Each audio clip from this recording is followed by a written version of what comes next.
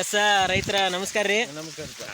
ಎಲ್ಲರಿಗೂ ನಮಸ್ಕಾರ. Dear all leaders, ನಾವು ಒಂದು ಕುಂದಗೋಳ ಭಾಗದ ಒಂದು ಹಳ್ಳಿ ಕಡೆ ಇದ್ದೀವಿ ರೀ ಇಲ್ಲಿ. ಸರ ಈಗ ಒಂದು 2 ತಿಂಗಳ ಹಿಂದೆ ಗೊಂಜಾಳ ಗೊಬ್ಬರ ಕೊಟ್ಟಿದ್ವಲ್ಲ, ಅವಾಗ ಗೊಂಜಾಳ ಹೆಂಗಿತ್ತು ಸರ್? ಅವಾಗ ಆಗ ನೋಡ್ರಿ ಇಲ್ಲಿ ಎಲ್ಲ ಕೆಂಪು ಇತ್ತು, ಎಲ್ಲ ಕೆಂಪು ಇತ್ತು, ಒಂದೊಂದು ಗೇಣು ಇತ್ತು.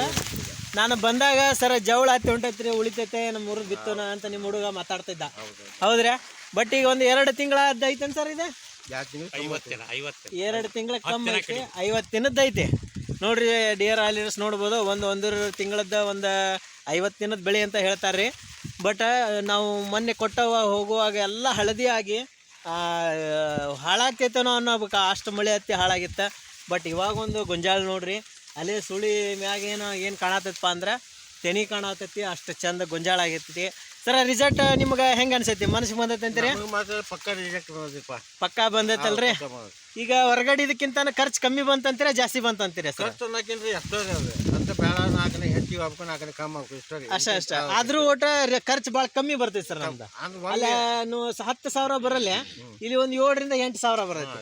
2-3 ಸಾವಿರ ರೂಪಾಯಿ ಫಾಯ್ದಾ.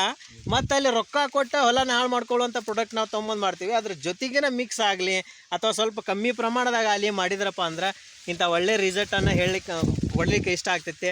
ಖುಷಿ ಅನ್ಸುತ್ತಲ್ಲ ಸರ್ ನಿಮ್ಗೆ? ಟೋಟಲ್ ವರ್ಷ ಎಲ್ಲ 4 ಜನ ರೈತರಿಗೆ ಒಳ್ಳೇದಾಗಲಿ ಅಂತ ಹೇಳಕ್ಕೆ ಇಷ್ಟಪಡ್ತೀರಲ್ಲ? ಎಸ್ ಡಿಯರ್ ಆಲ್ ಲೀಡರ್ಸ್ ನೋಡ್ಬೋದು, ಇವತ್ತು ಗೊಂಜಾಳನ ಹೊಲ್ದಾಗಿದ್ದೀವಿ. 2 ತಿಂಗಳದ ಗೊಂಜಾಳ, ತಲೆ ಮಠ ಐತಿ ಗೊಂಜಾಳ. ತುಂಬ ಖುಷಿಯನ್ನು ವ್ಯಕ್ತಪಡಿಸಿರ್ತಾರೆ ರೈತರು. ಎಲ್ಲ ರೈತರುಗಳು ಈ ಪ್ರಾಡಕ್ಟನ್ನು ಯೂಸ್ ಮಾಡಿರಿ. ಜೈ ಸರ್ವಶ್ರೀ, ಜೈ ಸರ್ವಶ್ರೀ.